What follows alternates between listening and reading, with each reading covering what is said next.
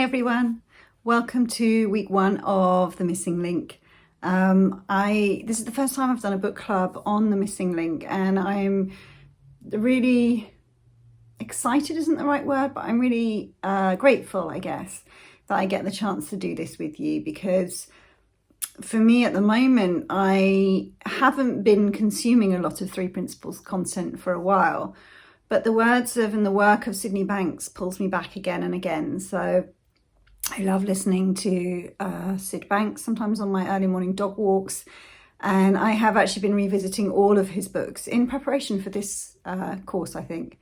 Who knows why, right? I've just been drawn back to his reading again, his writing, sorry, the simplicity of it, the beauty of it, the elegance of it. And what I found as I was started reading The Missing Link, because I read it along with you guys, is there's such quiet gentleness in this book. Now, this is my experience of it, right? When I've read it so many times in the past, and I've read it as a book to try and understand. I've read it as a book to try and grasp, well, this must be where the Three Principles are, so really try and get underneath it all. And this time I'm just reading it with a lightness and a simplicity and in a quiet, reflective mind. And so there's a couple of points that I realised as I was reading, and I thought I'll share with you what it is that I've seen as I'm going through this book. So right at the beginning, Judy Sedgman gives an introduction in the foreword, and she talks about the fact that this book speaks to the heart and soul of those who read it. Now, this is really key, and kind of the main first point that I wanted to make is that, I don't know about you, but as I started reading this, because I knew I was going to be creating a video for you, as I started to read this, I could feel my mind going, well, that's a good point. And what does he mean by that? And maybe I ought to explain about that. And maybe I should talk about this point. And what does he mean by one thought? Does he mean a thought, or does he mean thought with a capital? Like, what does he mean by? And very quickly, within the first couple of pages, I realized I caught myself doing that I was analyzing the text, that I was examining each paragraph of the text, and my intellect is creating concepts of what does Sid mean. It's creating ideas of what a thought is. It's creating ideas of what truth is. It's creating ideas of what I'm supposed to get from this book. It's creating sections and chunks and paragraphs. And our intellectual mind needs to do that so that we can read and comprehend words. But if what we're here for, what I'm here for, I don't know about you guys, but what I'm here for is, I realized, stop doing that, Nick. Like, just read this book. Let it speak to your heart and soul. So stop trying to remember every paragraph. Stop trying to analyze everything that Sid is saying. And instead, just relax and let your eyes pass over the text. Let it speak to your heart and soul. It's so different to read for meaning than it is to read to be moved by a text, just to enjoy it like it's a simple storybook. When you read a thriller or a love story, you don't read it and analyze the syntax and the grammar, right? Unless you're doing an English literature course, in which case that's the fastest way to ruin a book. But you read it in order to be moved and touched and scared and excited and thrilled by the story. And so it is with this. Like, I really encourage you, don't read it like a textbook. Read it to be moved by it. I guess that was the first point. Let it speak to your heart and soul. Beautiful way that Judy put it. One of the things that really spoke to me, and so as I realized that, I stopped trying to analyze it, and I did just fall into that quiet, reflective, felt like I had a gentle read, right? Which is different. Quiet, gentle read. So one of the things that Sid talked about that I wanted to bring up with you is he talks about your thoughts and feelings are a mirror of your soul. And I'll share with you what that brought up for me. Like, what I realized when he said that was that, and because I've been listening to a lot of Sid, I've heard him talk about, you're not seeing the world. What you're seeing is your state of consciousness in any moment. So when he says your thoughts and feelings are a mirror of your soul, to me, he's saying the same thing. What he's saying is that whatever, this is a terrible way of saying, but whatever the state of your soul, that's what you're going to see in the world around you. That's the world you are going to experience, as if it's real, as if it's true, as if it's solid and exists as something outside of yourself, right? So if your soul is full of worry and uncertainty and fear, then you look out into the world and you'll see things that there are to be scared of, right? You'll see, as I'm recording this, we're in week whatever of lockdown, 8 or something. And if your soul is full of fear and misunderstanding, you'll look out into the world and you'll see a really scary place right now. And if your soul is full of love and understanding, you'll see beauty and find yourself creating projects full of beauty and hanging out with people in a beautiful feeling. And you'll see beauty everywhere.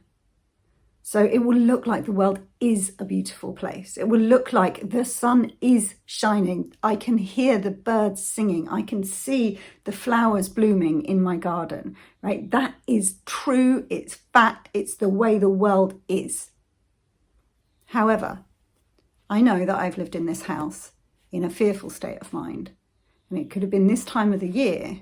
And I will categorically tell you, oh, well, I won't tell you anything about the birds singing. I won't tell you anything about the sun shining. And I won't tell you anything about flowers growing. Because in my world, as a reflection of my soul in that time, none of that was happening. None of that was happening. Instead, there were fearful events. There were terrorist attacks. The world is a terrible place. There's lots of work to be done. I'm insecure about money, you know, and that's real and it's true. And look at my bank account. So the world that we see is a reflection of our soul. And that's really, really helpful to know to me. Because if I see a world outside my eyes that looks scary or frightening or full of fear or full of anger or full of hate or full of jealousy or full of worry oh, thank God I don't have to go change the world. Thank God that's to me as an invitation to get reflective, come back to my understanding, see what I see. And as I have a shift in understanding, the world appears to change in front of my eyes. To me, it's so obvious there is no solid, tangible, real, get your hands on it world occurring outside of thought. Instead, our soul creates our thoughts and our feelings and the world through thought in front of our very eyes. That's what it shows to me, right? That doesn't mean that you have to believe what it is that I'm saying. Like, I'm hoping you know this. I'm hoping you've been in a deeper peace of mind long enough. You don't have to believe that. You don't have to take my word for it. You don't have to take on board what I'm saying as your own belief. What I invite you to do is, as you get quiet and reflective, see what truth moves through you. See what you see for you. That's what I see for me ever more as I'm in this conversation, is I see that I'm recording this in my daughter's bedroom. She's homeschooling. She's taken over my office.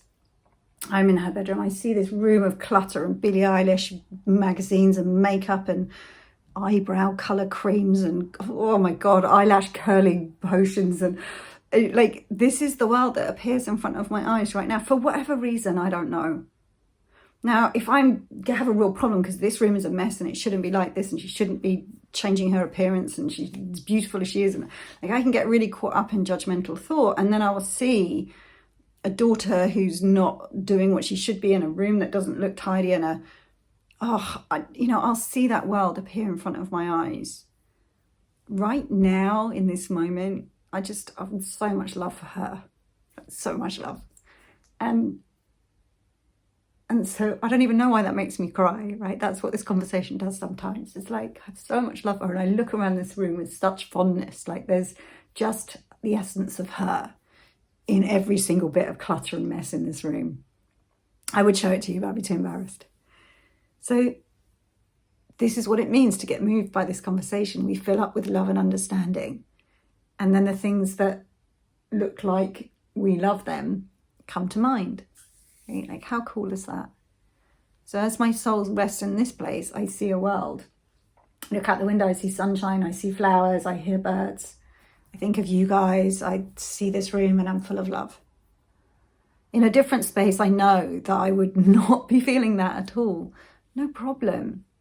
No problem. But it's so good to know that this is available. This is always available. This feeling of being filled up with love and understanding. So if it looks like the world is going wrong, all that's going on is that we've forgotten how life works and who we really are. And any minute now we'll remember again, and the world will look like a different place.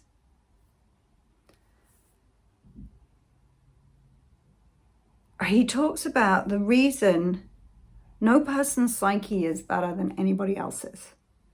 It only appears, only to the degree of understanding does it appear to vary. And what that sentence said to me was that, like, we can look at ourselves and examine ourselves and say, well, that person doesn't feel anxious and I feel anxious, or that person doesn't get angry and I get angry. That person seems to be really motivated and I'm being really lazy right now. And it can look like we see the differences between people. And when we have no understanding about how human beings work, all we see are the differences between people. So that person is lazy, that person is motivated, that person is angry, that person is fearful. Those people are all different from each other. Now, to the degree to which the understanding of the principle seeps into the very core of our being, is the degree to which we start to see that we are all the same. That whether we have an angry thought or a sad thought or a motivated thought or an inspired thought, whether we see flowers or no flowers, whether we see flowers or a messy bedroom, it's all created the same way. It's all a creation of thought. The details, it's like they're all cookies, and some of them are chocolate and some of them are vanilla, right? But they're all cookies. The essence is the same. The way they're created through the cookie machine is the same. The detail of whether they're chocolate or vanilla it's a huge detail. It changes the whole experience, right, of a cookie. It changes the whole experience of a day. I'm not trying to dismiss that the flavor of the cookie has relevance, but the more this understanding seeps into our bone, we start to see that no person's psyche is better than anybody else's, that no state of mind that we pass through is better than any other. It's all created in the same way for every single person. And that's huge to me, because it allows me to be with people who are suffering, who are sad, who are upset, who are anxious, and to know that we are the same. There's no difference between me and anybody else. There's no difference between Sid Banks and any of us. There's no difference between Dickin Bettinger and any of us. Like, we all work the same way, no exceptions. No exceptions. And I know when you feel anxious or you feel scared, it feels like you're the only one. And it feels like my psyche is not working well, right?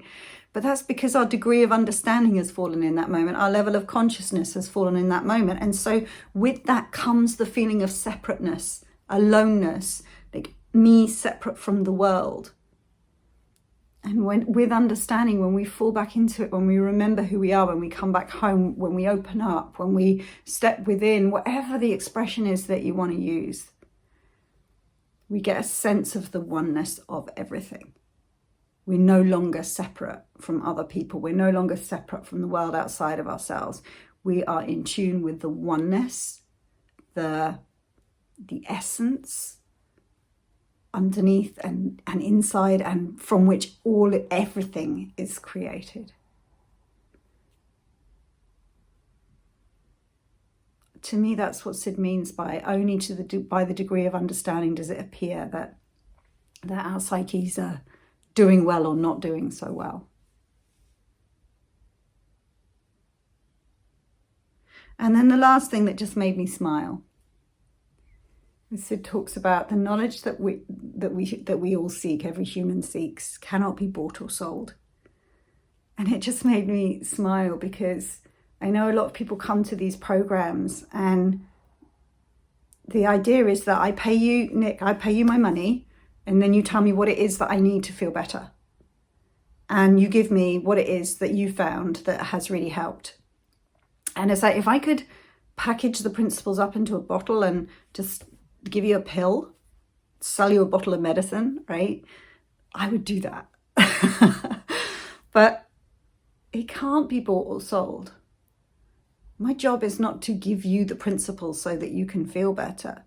My job is to invite you to spend some time in reflection so that you can see this innate knowledge that Sid is pointing to all through this chapter, that you get to realize that for yourself, that you get to experience the feeling of quiet and beauty and joy that will arise from inside you, from a mirror of your soul, as you allow yourself to get touched and moved by this conversation. And to me, it's like, those moments where you're just happy for no reason at all. It might have been a while since you felt one of those, but it might have been yesterday, it could have been 10 minutes ago. But like just happy and peaceful for no good reason at all. And if you take a moment to reflect in those moments, you'll realize that although it looks like the world is perfect and that's why you feel great, actually that feeling has just come out of the blue from nowhere. That's what it means to have this knowledge, this thing that we all seek is inside of every one of us.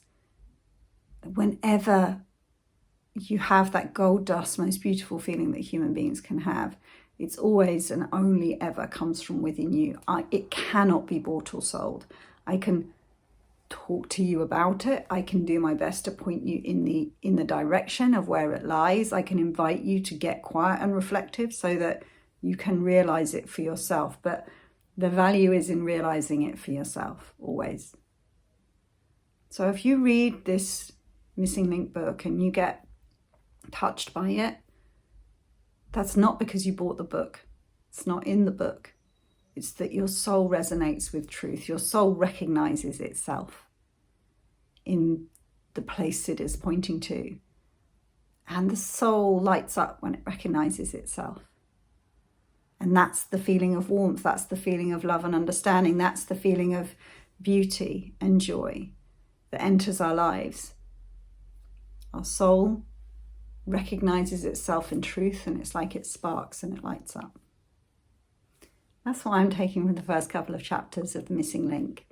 And in this environment where in our household everyone's really busy in lockdown, actually, with schooling and dancing and flowering and building stuff and looking after chickens, and we're all keeping ourselves very busy. Actually, the opportunity to sit and get quiet and reflective is right here on offer in this moment, always on offer, lockdown or not. And I'm hoping this month together will really give you time, if you're willing to actually set aside time, read each of the chapters and give yourself time to absorb what comes up for you as a result of reading. I think you're going to find this is a beautiful month. So please do share in the Facebook group. Let me know what you're taking from these chapters for yourself. Not whether you agree or disagree with what it is that I'm saying, but what wakes up for you when you listen, when you read, and when you reflect on where Sid is pointing to in these chapters. I look forward to reading your comments.